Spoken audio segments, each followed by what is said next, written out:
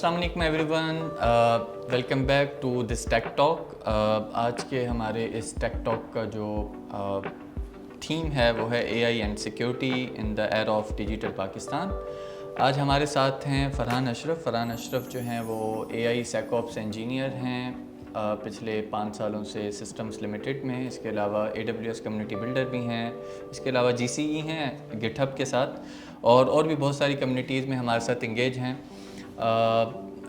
हम इनके साथ आज जो फोकस्ड टॉक करेंगे वो specifically related to the AI और एआई फॉर साइबर सिक्योरिटी और साइबर सिक्योरिटी फॉर एआई। इन तीनों चीज़ों को हम कंबाइनली लेकर चलेंगे सो दैट कि हम मल्टीपल चीज़ों को और मल्टीपल एक्सपोजर को हम इसमें इंटरटेन करें, इसके अंदर हम ऐड करें। So start with some basics के Farhan, what is the difference between के सेकऑप्स या हम डेवऑप्स या ये फील्ड्स टोटली हैं क्या? अगर हम क्विकली इसको पहले समझें सो दैट कि आगे हम जब इस बारे में जब भी बात करें तो हम उस चीज़ को थोड़ा सा रिलेट कर सकें। तो what is SecOps? SecOps is basically a combination of two words, security plus operations. So basically जब बड़ी बड़ी organizations होती है ना, उन्होंने जब भी कोई प्रोडक्ट वगैरह निकालना होता है, उन्होंने मेंटेन करने होते हैं वो स्टैंडर्ड्स जो उन ऑर्गेनाइजेशंस को रिप्रेजेंट करते हैं। तो वो स्टैंडर्ड्स को डिफ़ाइन कर देती हैं और उन स्टैंडर्ड्स को हर चीज़ में फ़ॉलो करना, वो SecOps के हैं, डेवलपमेंट के अंदर वो स्टैंडर्ड फ़ॉलो करना, DevOps हैं, इसी तरह। आपके नज़र में सबसे ज़्यादा इस वक्त सेकऑप्स के अंदर, मैं अभी तक एआई सेकऑप्स पर नहीं आया, मैं इस पर बाद में हम डिस्कस करेंगे। जैसे आपने कहा कि SecOps related to the cloud भी है, SecOps related to the general infrastructure भी है, वगैरह वगैरह। लेकिन when we talk about specifically SecOps, तो आपको क्या लगता है कि पाकिस्तान में, क्योंकि आप पाकिस्तान की one of the best company में भी काम कर रहे हैं सिस्टम्स के अंदर, आपकी नज़र में सबसे ज़्यादा क्या ऐसे कीवर्ड्स हैं जिनको क्विकली मैं मैप कर सकूं? अगर मुझसे आप पूछें, मैं पेन टेस्टर हूं, तो मैं अगर आपको 4 चीज़ें बताऊं तो ये 4 चीज़ें अगर आती हैं तो मैं एक नॉर्मल जॉब ले सकता हूं। तो what is the criteria, the basic criteria for the SecOps, कि कौन कौन से ऐसी चीज़ें आनी चाहिए? सो बेसिकली SecOps के अंदर आपको सबसे पहले तो आप कह लें सिक्योरिटी के बेसिक कॉन्सेप्ट्स आने चाहिए। अगर लेट्स सपोज आप किसी ऐसी टीम में काम कर रहे हैं जो कि Azure या AWS वगैरह पे है, तो उस क्लाउड पे ग्रिप हो, पता हो कि उस क्लाउड को सिक्योर करने के लिए वो क्लाउड खुद क्या सिक्योरिटी सर्विसेज वगैरह प्रोवाइड कर रहा है आपको, इन चीज़ों की ग्रिप हो। बाकी आप जिस ऑर्गेनाइजेशन में काम कर रहे हैं उनके डिफरेंट क्लाइंट्स होंगे। अगर हम पाकिस्तान की बात ले लें तो पाकिस्तान के अंदर GDPR टाइप कंप्लाइंस वगैरह काम नहीं कर रही उस तरह से, पाकिस्तान की अपनी हैं और बेसिकली वो चीज़ें चल रही हैं। बट जब पाकिस्तानी कंपनी में आप काम कर रहे हो और आपके क्लाइंट बाहर के हैं, तो वहाँ पे वो कौन सी कंप्लाइंस फॉलो कर रहे हैं, उन सब कंप्लाइंस को समझना, उन सब क्लाइंट्स पे आपका वो क्या नाम है हैंड्स ऑन और ग्रिप होना, ये बहुत इंपॉर्टेंट है। आपने ऑर्गेनाइजेशन की बात की, आपको क्या लगता है कि आप कैसे पहुंचे सिस्टम में? भाई मैंने भी अप्लाई किया था लेकिन अनफॉर्चुनेटली मेरा नहीं हुआ। क्या ऐसी खामी थी मेरे अंदर कि आप पहुंच गए, मैं नहीं पहुंचा? कैसे? एक रोड मैप था मेरा, जब मैं यूनिवर्सिटी में था, सिस्टम्स एक ड्रीम कंपनी थी काम करने के लिए। तभी से मैंने अपने ड्रीम रोल्स में जो लोग काम कर रहे थे उन लोगों को अप्रोच करना शुरू किया। मैंने कहा कि लेट्स सपोज मेरे पास 2 साल हैं ग्रेजुएशन में, मैं आप लोगों की कंपनी में आपके रोल पे आना चाहता हूँ, तो क्या चीज़ें हैं जिस पे मुझे फोकस करना चाहिए, ग्रिप हासिल करनी चाहिए। तो उन्होंने जो रोड मैप दिया मैंने उन पर काम किया। At the end of the day जब मैंने उन्हें कहा कि मेरे मॉक इंटरव्यूज़ वगैरह लें हैं, मुझे मेरे गैप्स वगैरह बताएं, तो उन्होंने मुझे वो चीज़ें भी आइडेंटिफाई करके बताई। और at the end of the day उन्होंने जब मुझे बताया कि यार अब आप बिल्कुल प्रिपेयर हो, अब आपको कभी कोई अपॉर्चुनिटी आए यू कैन अवेल इट और यू कैन गेट इट। तो उन्होंने खुद ही फिर मुझे रीच आउट किया कि we are hiring someone and we think you are the perfect fit for that. तो मैंने उन्हें CV दी, मेरे इंटरव्यू स्केड्यूल हुए एंड देन अल्हम्दुलिल्लाह आई गेट इन। आपको लगता है कि इसमें एक गुरु का बहुत कमाल होता है? मेंटोर बहुत ज़्यादा इंपॉर्टेंट है। अगर आपके पास अच्छा मेंटोर नहीं है, मेरा नहीं ख्याल आप लाइफ में कुछ अच्छा अचीव कर सकते हैं। कैसे सक्सेस? मुझे लगता है कि जैसे हम कम्युनिटीज़ में बहुत ज़्यादा हमें कहा जाता है कि आप जो है ना टाइम ज़ाया करते हैं, AWS कम्युनिटी बिल्डर बन के क्या हासिल हुआ? पैसा तो नहीं मिल रहा है ना। देन MVP आप बन गए माइक्रोसॉफ्ट के, क्या हुआ? MCT बन के कुछ भी नहीं, हमें पैसा नहीं मिल रहा। हम GDSC बन गए, तो इसका कैसे हम रिलेट करेंगे? मुझे लगता है कि जैसे आपने लास्ट टाइम भी हमारी जब डिस्कशन हो रही थी तो उसमें आप कंटिन्यूसली बच्चों को जो हमारे साथ आए हुए थे उनको बता रहे थे भाई MLSA आ रहा है उसमें अप्लाई करो, समथिंग लाइक दिस। तो इसका क्या रोल है क्योंकि आपने गुरु कहा, आपने मेंटोर कहा, तो मेंटोर मिलता कहाँ है? ओके, सो ये बड़ा मसला है लोगों का। वो कहते हैं हमें मेंटोर्स नहीं मिल रहे। तो बेसिकली मेरा ये मानना है कि जो आपका नेटवर्क है ना, डैट इज़ योर नेटवर्थ। और आप ये कम्युनिटीज़ वगैरह पे जाते हो, कई इवेंट्स होते हैं, कई जगह होती हैं जहाँ पे आप टाइम ज़ाया कर सकते हो। लाइक एक एग्जांपल ले लें, यूनिवर्सिटी में बच्चे आ रहे हैं, कुछ बच्चे क्लासेस ले रहे हैं, कुछ बच्चे जाके टीचर के साथ पूछ रहे हैं कि लेट्स सपोज हमें क्या करना चाहिए, कुछ रिसर्च पेपर्स की बात कर रहे हैं, प्रोजेक्ट्स की बात कर रहे हैं, कुछ सिर्फ कैफ़े में बैठ के चाय पी रहे हैं। तो बेसिकली एक जगह पे आपको हर चीज़ मिलती है। अब अगर कोई कम्युनिटी इवेंट पे जा रहा है और इसी तरह टाइम ज़ाया कर रहा है तो उसको कुछ नहीं मिलेगा। अगर आप कम्युनिटी इवेंट पे जा रहे हो, लाइक अगर मैं अपना एक रोड मैप बताऊँ जो मैं फॉलो करता था, मैं सारे स्पीकर्स वगैरह की प्रोफाइल देखता था। देन कुछ लोगों को मैं ईमेल भी कर देता था कि like looking forward to hearing from you tomorrow, और मैं पूरे उस टाइम पे जाता था। एंड देन जब भी वो नेटवर्किंग टाइम मिलता था मैं उनसे बात करता था, मैं कहता था मैंने आपको ईमेल की थी, तो उन्हें याद होता था हाँ आपने ईमेल की थी, एक बच्चे की ईमेल आई थी मुझे। देन वहीं से कनेक्शन बनता है, आप उनसे मज़ीद जो उनसे ना नेटवर्किंग वगैरह करके और गाइडेंस वगैरह निकलवा सकते हो। बट जो दूसरी बात है कि पैसे शैसे ये वो, लोग ना इस चीज़ को नहीं देखते कि अगर आप AWS कम्युनिटी बिल्डर प्रोग्राम में आ रहे हो तो आप एक नेटवर्क पर आ रहे हो। मैं पाकिस्तान से उस प्रोग्राम में हूँ, कोई US से होगा। अब हम दोनों के पास सेम एक्सेस ऑफ रिसोर्सेज है जो AWS प्रोवाइड कर रहा है कम्युनिटी बिल्डर्स को। तो जो उसके पास एक चांस था मेरे पास भी अब है। इवन मैं उस बंदे से इंटरेक्ट कर सकता हूँ, मैं उससे पूछ सकता हूँ ठीक है आपकी कंट्री में जो AWS की जॉब्स हैं वहाँ क्या रिक्वायरमेंट्स हैं। इस तरह अगर मुझे कल को US के क्लाइंट चाहिए तो मुझे उससे आइडिया हो जाएगा। और फिर MLS से ये सारे जो हैं एक नेटवर्क प्रोवाइड कर रहे हैं आपको, एक एक्सेस टू रिसोर्सेज प्रोवाइड कर रहे हैं। जैसे ये चीज़ें कोविड से पहले एग्जिस्ट नहीं करती थी, तो किसी को नहीं पता था US में क्या हो रहा है जब तक वो विजिट करके नहीं आ रहा। आज आप इन कम्युनिटीज़ का पार्ट हैं, वो लोग क्या कंट्रीब्यूट कर रहे हैं कम्युनिटी में, वो लोग क्या अपनी कम्युनिटी में चीज़ें ऑर्गेनाइज कर रहे हैं, क्या क्या वो लोग इनिशिएटिव्स ले रहे हैं, आपको उन सब पे एक्सेस मिल रही है इसके थ्रू। इवन कम्युनिटी बिल्डर्स की अगर मैं बात करूँ, काफ़ी चीज़ें ऐसी हैं जो AWS ने बीटा वर्जन में लॉन्च की हुई हैं, कुछ चीज़ें ऐसी हैं जो 2-3 महीने बाद आएंगी, वो आपको पता है हाँ, पहले। वो हमें NDA में पहले बताते हैं, पहले हमारा फीडबैक लेते हैं क्योंकि उन्हें पता है वी आर द एक्सपर्ट्स, हमारा इन चीज़ों पे हैंड्स ऑन है। और कल को जिन कंपनीज में हम ये काम कर रहे हैं वहाँ उन कंपनीज के लिए वो प्रोडक्ट बना रहे हैं। तो ये एक जो सा है ना अर्ली मूवर एडवांटेज, ये आपको बहुत जल्दी मिल जाता। ओके, तो ये तो बात हो गई कि हमने मेंटोर को फंसा लिया समहाउ, या हमने गुरु को अपना जो है वो एक अपने लिए एक ज़रिया बनाया है गाइडेंस के लिए।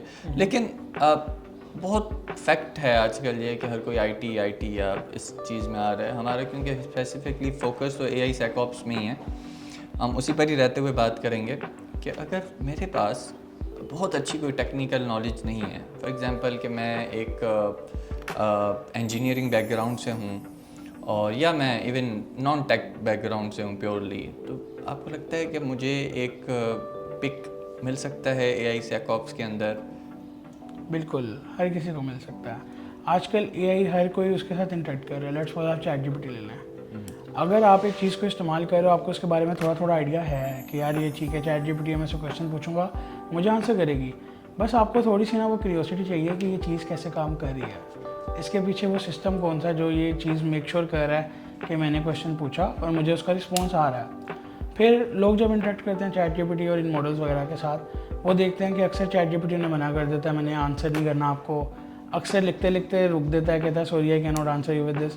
तो जब इन चीज़ों के बारे में लोग क्यूरियस होंगे ना, तब वो देखेंगे कि यार ये कैसे हुआ, और फिर वो जब इसको एक्सप्लोर करेंगे दे विल फाइंड दैट कि ठीक है ये SecOps की डोमेन में आता है। They are engineers who are making sure कि आप भी AI से सिक्योर रहें और AI भी आपसे सिक्योर रहे, देन आप लोग कर सकते हैं। बट इसके जो बेसिक रोड मैप्स हैं आजकल हर जगह, आप गूगल में लिखो आपको 100,000 रोड मैप्स मिल जाएंगे। तो कितने महीने लग जाएंगे? हर बंदे का अपना टाइम होता है। नॉर्मल मेरे जैसा बंदा, अब नॉर्मल में आप जैसा देखें, अगर लेट्स सपोज आप दिन में 6 घंटे दे रहे हैं, it's just 2 things, IQ into number of hours you put in, ठीक है। अगर आपका वो स्वीट स्पॉट कह लें 1200 पर है, IQ आपका 10 है, तो आपको जाहिर सी बात है 120 आवर्स देने पड़ेंगे। आप वो एक दिन में 24 दे के दें, आप एक दिन में 2 आवर्स दे के दें। ओवरऑल वैसे 2 महीने इज इनफ, और 3 months फॉर द 3 months आपको जो सा ना एक रखना चाहिए। Okay perfect. सो आपको लगता नहीं कि हम ChatGPT वगैरह की बात कर रहे हैं, चैट जीपीटी इटसेल्फ और generative AI itself is not a threat? या फिर अगर मैं इस पर थोड़ा सा एक और सवाल भी ऐड करूं कि when I started my career, तो एट दैट टाइम बहुत ज़्यादा कोई साइबर सिक्योरिटी के अंदर अपॉर्चुनिटीज़ नहीं थी। या थी भी सही तो सॉक के अंदर भरे पड़े थे लोग, नेटवर्क सिक्योरिटी के अंदर भरे पड़े थे, लेकिन सेकऑप्स स्पेसिफिकली पेनिट्रेशन टेस्टिंग वगैरह ये जो फील्ड्स हैं इनमें बड़ा कम था। बैंकिंग सेक्टर्स जो होते थे वही सिर्फ और सिर्फ आपको एक अपॉर्चुनिटी देते थे। मैं खुद बैंकिंग सेक्टर में इसलिए गया कि बाहर कहीं अपॉर्चुनिटीज़ बहुत ज़्यादा नहीं थी, तो वो उनका हर चीज़ के लिहाज से स्टैंडर्ड हाई होता है डेफिनेटली। आपको नहीं लगता कि एआई के आने के बाद साइबर सिक्योरिटी की एक तो अपॉर्चुनिटीज़ में भी इजाफा हुआ है और साइबर सिक्योरिटी की डिमांड भी बढ़ी है, और एआई मुझे लगने शुरू हो गया है कि एक साइबर सिक्योरिटी के अंदर खुद एक थ्रेट बनता जा रहा है। इस पर आपका क्या पॉइंट ऑफ व्यू है? बेसिकली एआई बहुत पावरफुल है, बट उसको अगर सही तरीके से इस्तेमाल ना किया जाए तो वो डेंजरस भी बन सकती है, ठीक है। अब लेट्स सपोज साइबर सिक्योरिटी आपने बात की, अराउंड इस टाइम भी 3.5 मिलियन जॉब्स हैं यूएस के अंदर जो वैकेंट है, उन्हें साइबर सिक्योरिटी एक्सपर्ट्स चाहिए मगर एक्सपर्ट्स नहीं हैं। पाकिस्तान में आप कह लेंगे सोक्स और नेटवर्क्स वगैरह की ज़्यादा जॉब्स हैं, क्योंकि पाकिस्तान में ज़्यादातर जो उनसे ना क्लाइंट्स उस तरह के हैं, लोगों के पास प्रोजेक्ट्स उस तरह के हैं और अपने प्रोडक्ट्स उस तरह नहीं हैं जिसके लिए वो कहें कि जी हमें पेन टेस्टर लोकली चाहिए। हाँ, अगर किसी क्लाइंट को रिक्वायरमेंट है तो वो आपको हायर करके उस क्लाइंट पे लगा देंगे। आपको क्या लगता है कि सर्टिफिकेशंस का इसमें कितना रोल है? आई मीन मैंने OSCP जब की थी तो $1400 उसकी फ़ीस थी, अभी मेरा ख्याल है और ज़्यादा हो गई होगी, मिनिमम 1900 के इर्द गिर्द होगी। $1400 एक तो चलो कंपनी मुझे अफोर्ड कर रही है, सिस्टम आपको जो है वो कोई भी सर्टिफिकेशन के पैसे आपको सिस्टम लिमिटेड दे देगा, लेकिन एक पहली बात यह है कि इम्पोर्टेंट कितना है सर्टिफिकेशन को हासिल करना, दूसरा ये है कि मैं कैसे हासिल करूं सर्टिफिकेशन अगर मेरे पास जेब में कुछ है ही नहीं। ठीक है, तो बड़ा अच्छा सवाल है आपका। इसमें यह है कि सर्टिफिकेशन सिर्फ आपको वैलिडेशन देती हैं। क्यों? इन कंपनीज ने सर्टिफिकेशंस बनाई, उन्होंने एक इंडस्ट्री स्टैंडर्ड्स मेंटेन कर दिया है कि अगर कोई AWS एसोसिएट सर्टिफिकेशन कर लेता है मेरी, ठीक है, सोल्यूशन आर्किटेक्ट एसोसिएट कर लिया, तो उसके पास इस लेवल का नॉलेज है, आप उसको वैलिडेट करने के लिए वो सर्टिफिकेशन कर रहे हो। अब थ्रू आउट द वर्ल्ड आप कह लें उसकी एक कॉस्ट है जो कि पाकिस्तान के लिहाज से थोड़ी सी एक्सपेंसिव है। काफ़ी कंपनीज हैं जो आपको वो कॉस्ट कवर अप करने के लिए दे देती हैं, बट जो बच्चा है या जो आप में से कोई है जो कि अभी उसको अफोर्ड नहीं करता, उसके पास अल्टरनेटिव्स हैं। क्योंकि आपने एक टर्म सुनी होगी, जो दिखता है वो बिकता है। अगर उसके कुछ हैंड्स ऑन प्रोजेक्ट्स हैं गिटहब पर, उसकी लिंक्डइन पर वो आर्किटेक्ट डिज़ाइन कर करके लोगों को दिखा रहा है, फिर वो इंगेज कर रहा है, कोई नीचे आके कमेंट करता है कि ठीक है ये मुझे ना थोड़ा सा फ्लो लग रहा है, इससे ज़्यादा ऑप्टिमाइज ये वे है, वो आके उसको काउंटर कर रहा है, वो कह रहा है कि ठीक है आपका वे भी ठीक है, बट स्टिल जो हम बिगर पिक्चर लेके चल रहे हैं उसमें ये चीज़ हेल्पफुल है। तो आप वो सर्टिफिकेशंस को बड़े अच्छे तरीके से वैलिडेट कर रहे हो कि आपके पास वो स्किल्स हैं, ठीक है। सर्टिफिकेशन की फिर आपको रिक्वायरमेंट नहीं रहेगी, क्योंकि सर्टिफिकेशन किस लिए चाहिए? या तो आपको जॉब के लिए चाहिए या फिर आपको प्रमोशन के लिए चाहिए। अब अगर मैं कहीं अप्लाई करता हूँ, मेरे पास सर्टिफिकेशन है, मुझे इंटरव्यू मिल जाएगा, ठीक है, मगर अगर मेरे पास रेफरेंस है, इंटरव्यू तो मुझे तब भी मिल जाएगा। तो basically there are alternatives to everything. Certification itself अगर किसी के पास है, उसने किसी ना किसी तरह सर्टिफिकेशन कर ली और आफ्टर 2 मंथ्स उसने हैंड्स ऑन वगैरह नहीं रखा, वो भूलता जाएगा चीज़ों को। अब उसको अपॉर्चुनिटी ही 2 माह बाद मिली है कि ठीक है आपका इंटरव्यू स्केड्यूल हो गया है, वो कभी भी डिफेंड नहीं कर सकता उन स्किल्स को। मगर जिसका हैंड्स ऑन एक्सपीरियंस है वो बेशक रेफरल से ले, बेशक वो जोन सा है, अब कह लें आपके नेटवर्किंग से ले ले जॉब, किसी रेफरेंस से ले ले, किसी को लिंक्डइन पे क्लियर के ले ले, ठीक है, वो इंटरव्यू क्लियर कर देगा, उसको जॉब मिलेगी। तो सर्टिफिकेशन की बस इतनी ओपन सोर्स का बहुत डिस्कस किया, लिंक्डइन इधर हो या definitely the GitHub as well.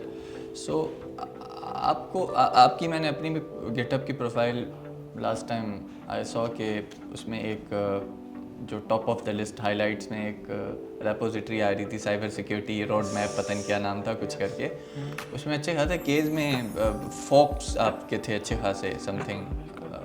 मतलब शेयर तो अलग चीज़ होती है कि इसका मतलब ये है कि आपके नियर टू 1 मिलियन में भी आई थिंक सो के लोगों ने सिर्फ और सिर्फ उस चीज़ को कंट्रीब्यूट भी किया है, उसके अंदर कुछ ना कुछ उसको अपने पास जो है वो रेपोजिटरी को ऐड करके उसके अंदर कुछ ना कुछ एडिशंस की हैं। तो इतने लोग जब आपको फॉक करते हैं, आपको शेयर करते हैं, आपको फॉलो करते हैं, तो व्हाट यू सजेस्ट कि इस पर्टिकुलर ओपन सोर्स के हवाले से और कौन सी अपॉर्चुनिटीज़ हैं अदर देन द गिटहब? हर कोई गिटहब करता है, डेफिनेटली गिटहब की अपनी एक वर्थ है, और एआई के आने के बाद गिटहब या ओपन सोर्स इन जनरल कितना आपको स्टिल माने रखता है? जैसे मैं लास्ट टाइम देख रहा था, वो स्टैक ओवरफ्लो जो है वो अच्छा खासा रिड्यूस हो चुका है चैट जीपीटी के आने के बाद, लेकिन स्टिल आप कितना इसका फ्यूचर देखते हैं?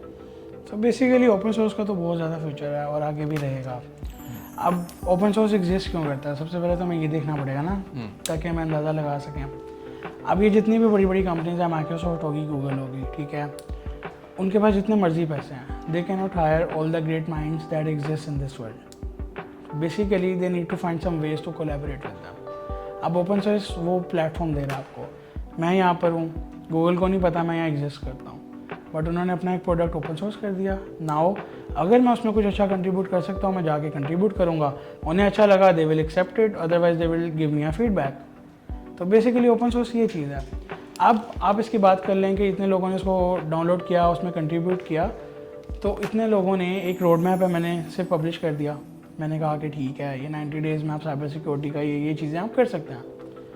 अब उसको मैं सिर्फ लोकली रखता, वो लोगों के पास एक्सेसिबल ना होता।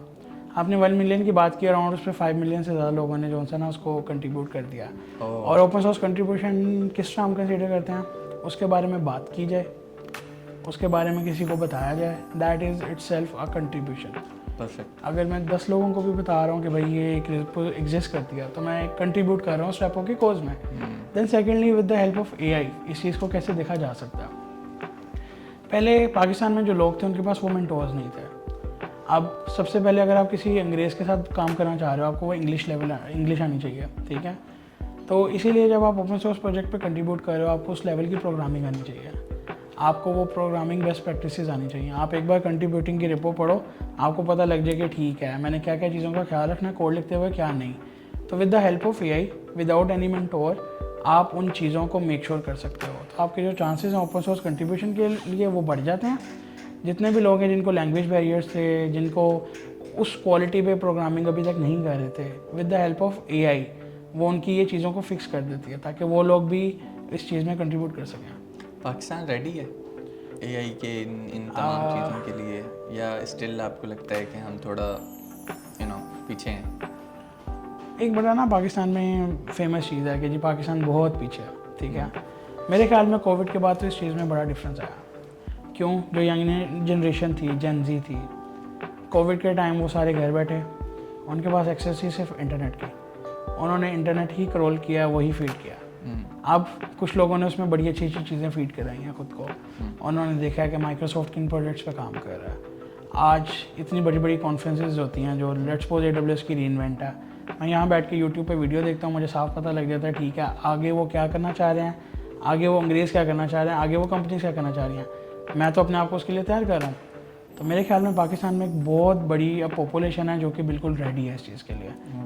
वैसे फ्रीलांस भी तो सबसे ज़्यादा यहीं के यूज़ हो रहे हैं। इवन आपकी सिस्टम लिमिटेड है, आपके the ratio of the clients are higher than the locals, I think so, जो कि बाहर रह रहे हैं मे बी।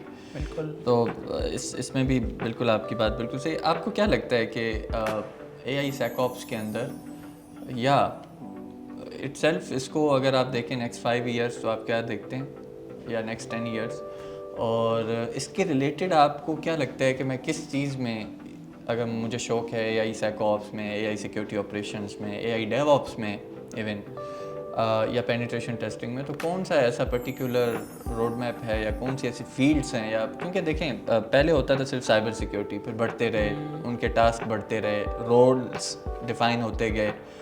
अब एआई SecOps नई टर्म है, मे बी बहुत सारे नए पहली बार सुन रहा हूँ, लेकिन ये टर्म है जो कि बड़ी बड़ी कंपनीज ने इनके इंजीनियर्स हायर किए हुए हैं, तो आपको क्या लगता है कि अब कौन से कूल नए वर्ड्स आ रहे हैं, कौन से रोल्स आ रहे हैं जो कपल ऑफ ईयर्स के अंदर, जो कि जिनको बच्चों को या स्टूडेंट्स को रेडी होना चाहिए उस चीज़ में? तो बेसिकली आजकल हर कोई जो सा ना एआई एप्लीकेशंस बना रहा है। किसी की कुकिंग वेबसाइट है, वो रेसिपीज़ दे रहा था, पहले उसकी डेटाबेस में स्टोर थी, और जो कोई पूछता था वो उसकी बेस पे मैप करता था कि ठीक है ये रेसिपी है इस चीज़ की, और वो आउटपुट दे देता था। अब आजकल हम लोग यही चैटबॉट्स पे आ गए हैं। अब हर कोई जो सा अपनी रेसिपी वेबसाइट पे लेट्स सपोज यही चैटबॉट लगा रहा है, और यही चैटबॉट बार बार जो यूज़र उसको डाटा फीड करा रहे हैं उससे सीख भी रहे हैं। अब लेट्स सपोज अभी हम कराची में हैं, कराची में बिरयानी बड़ी खाई जाती है, तो किसी ने बिरयानी बनाने के लिए आपकी वेबसाइट पर जाके लिखा कि ठीक है how to make a biryani, तो उसने एक बिरयानी की रेसिपी दे दी, मगर लेट्स सपोज उसकी इंटेंट थोड़ी मलिशियस थी। उसने कहा कि ठीक है मैंने इसमें थोड़ी ना जहर डाला है और फिर बहुत मज़े की बिरयानी बनी है। अब एआई इस चीज़ को लर्न करेगा, सीख लेगा, उसके बाद कोई भी आके उसे कहेगा यार मुझे बहुत ज़्यादा मज़े की बिरयानी बनानी है तो मुझे रेसिपी बताओ। एआई ने वो फ़िल्टर निकाले, उसने कहा ठीक है बहुत मज़े की बिरयानी के लिए ये रेसिपी थी, मगर मैंने ये लर्न किया इसमें थोड़ा जहर डालें तो फिर बनेगी बहुत मज़े की बिरयानी। तो फिर जो एआई है उस यूज़र को कहेगी कि इसमें थोड़ा सा जहर भी ऐड करें। अब आपकी वेबसाइट है, आपने पीछे से कोई भी चैटबॉट के लिए अपना ना LLM उठाया हुआ है, आप उसको ब्लेम नहीं कर सकते, वो एक ब्लैक बॉक्स है। आपकी वेबसाइट पे अगर इस तरह के रिस्पॉन्सेज आ रहे हैं तो उसकी रिस्पॉन्सिबिलिटी आप पर है। तो इस सारे को प्रोटेक्ट करना, LLM बड़ी रिस्पॉन्सिबिलिटी से चूज़ करना कि ठीक है कौन सा बेहतर है, किस पे प्रॉम्प्ट अटैक्स नहीं हो सकते, किसकी रेपुटेशन अच्छी है उसको मैं यूज़ करूँ। फिर अगर यूज़र जहर का वर्ड ऐड कर रहा है और मेरी कुकिंग वेबसाइट है तो मैंने उस वर्ड को ब्लॉक करना है, मैंने उस वर्ड को एआई तक नहीं जाने देना। ये सारी चीज़ें एक एआई सेकऑप्स इंजीनियर की जो सा रिस्पॉन्सिबिलिटी में आ जाती हैं। फिर जो अगर लेट्स सपोज उस मॉडल के पास चली गई है वो चीज़, तो अब तो वो ओपन एआई के पास चली गई है, वो चीज़ ओपन एआई हैंडल करेगी। अब किसी और वेबसाइट से अगर वो जहर का वर्ड उस ओपन एआई की LLM के पास चला गया, अब आपने इस वर्ड को ब्लॉक करना आपके यूज़र तक ना आए, तो जो एआई रिस्पॉन्स कर रही है उसके बीच में भी वो प्रोटेक्शन मैकेनिज्म लगाना है कि वो जहर का वर्ड किसी तरह भी यूज़र को ना कह सके। तो that is responsibility of AI SecOps engineer जो आप अपनी एप्लीकेशन या अपनी कंपनीज के लिए हायर करेंगे। जैसे आप डेवसेकऑप्स की बात करें, फॉर ओवर 1 डेकेड डेवसेकऑप्स बहुत ज़्यादा बूम में था, अब वो भी इवेलुएट हो रहा है एआई डेवसेकऑप्स में। दोनों में डिफरेंस क्या है कि पहले आप सिर्फ और सिर्फ सिंपल एप्लीकेशंस बिल्ड कर रहे थे, कोड बिल्ड कर रहे थे, एक्स इनपुट था वाई आउटपुट था, बट नाउ आप एआई ऐप्स बिल्ड कर रहे हो, आप एआई इंटीग्रेट कर रहे हो। अब आपके एक्स इनपुट पर कैन भी वाई आउटपुट आ सकता है क्योंकि वो प्रोबेबिलिटी पे चल रहा है, तो उसके अंदर मज़ीद आपको लेयर्स हैं जो प्रोटेक्ट करनी पड़ती हैं। तो जो अब हर एप्लीकेशन जब एआई अडॉप्ट करेगी, जो कि पिछले हम 2 साल से ट्रेंड देख रहे हैं, everyone talking about AI AI AI and AI, तो हर कोई उसको कुछ हद तक जितना वो कर सकें अडॉप्ट भी कर रहा है। तो आपकी जितनी भी फील्ड हैं जो सिक्योरिटी ऑपरेशंस हैं उनमें भी एआई को सिक्योर करने के लिए आपको काम करना पड़ेगा। फिर आप जो सिक्योर कर रहे थे अपने यूज़र्स को, वो भी with the help of AI आप उसको जो सा ना एस्केलेट करेंगे। जैसे मैंने एक बात की थी कि यूएस में 3.5 मिलियन जॉब्स हैं जो वैकेंट हैं। अब आप सब सुनते होंगे एआई हमारी जॉब खा जाएगा, सबसे पहले तो एआई वो जॉब्स फिल करेगा ना।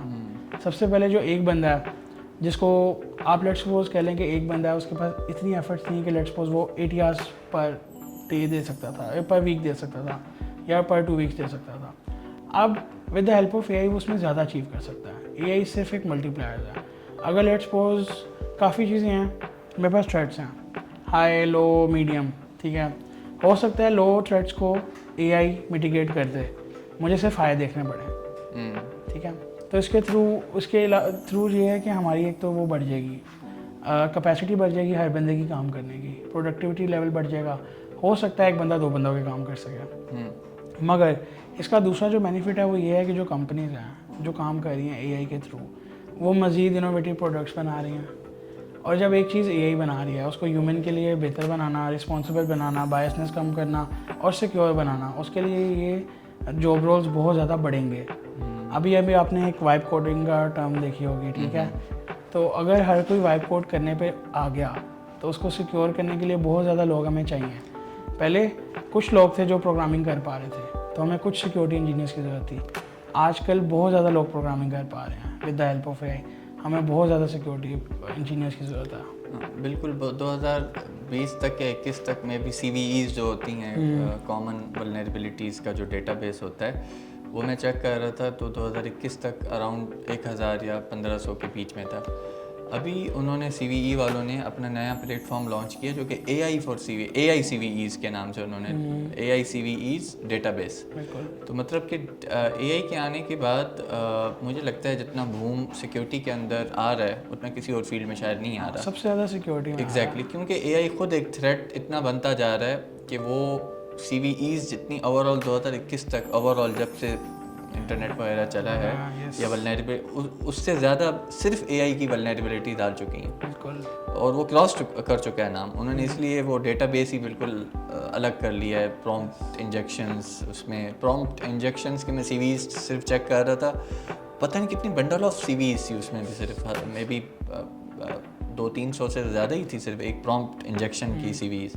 एनी हाउ, आखिरी 1-2 सवाल मैं आपसे करूंगा कि आपको क्या लगता है कि एक एज अ स्टूडेंट क्या मिस्टेक कर रहे हैं बच्चे कि यार उनको पाथ ही नहीं मिल रहा, इतना छोटा सा पाथ है, आप कह रहे हैं 2 महीने 3 महीने में हम नॉर्मल रेडी हो सकता है बच्चा, तो 4 साल लगा रहा है, 4 साल लगाने के बाद भी वो रेडी नहीं हो रहा बहुत अच्छे तरीके से।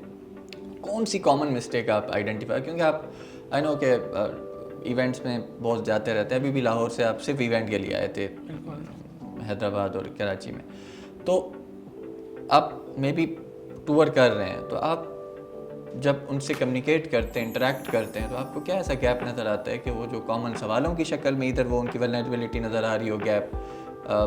मैं स्पेसिफिकली AI SecOps पर बात कर रहा हूँ, तो उसी हवाले से अगर आप बताएं उनकी कौन सी ऐसी कॉमन। स्टूडेंट को एक सबसे बड़ा जो मसला ना वो ये है कि उन्हें ये लगता है कि उन्हें ये फीड करा दिया गया कि यूनिवर्सिटी इंडस्ट्री लेवल इंजीनियर्स नहीं प्रोड्यूस कर रही, तो उन्होंने ये सोच लिया कि हम यूनिवर्सिटी में रह के कुछ नहीं कर सकते, हम इंडस्ट्री में जाएंगे फिर ही कुछ होगा, जो कि एक बहुत बड़ा जो सा ना मिथ है।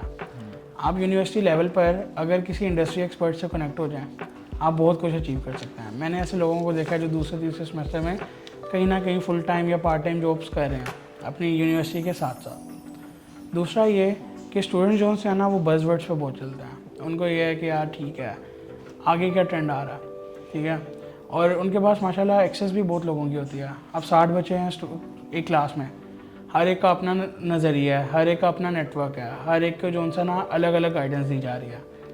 आज वो किसी बच्चे के साथ बैठता है, उससे पूछता है यार आगे क्या ट्रेंड है, वो भाई उसे ऐसे खोल के दिखाता है फ्रंट एंड API से आगे कोई चीज़ ही नहीं है। वो कहता है मैं तो फ्रंट एंड API सीखूंगा, हफ्ता भी नहीं लगाता, किसी और के साथ बैठता है, कहता है ये तो है ही बेकार, आप तो बैक एंड पे आए, वो छोड़ता है वो बैक एंड पे, जिसको कहते हैं मंकी अराउंड करना।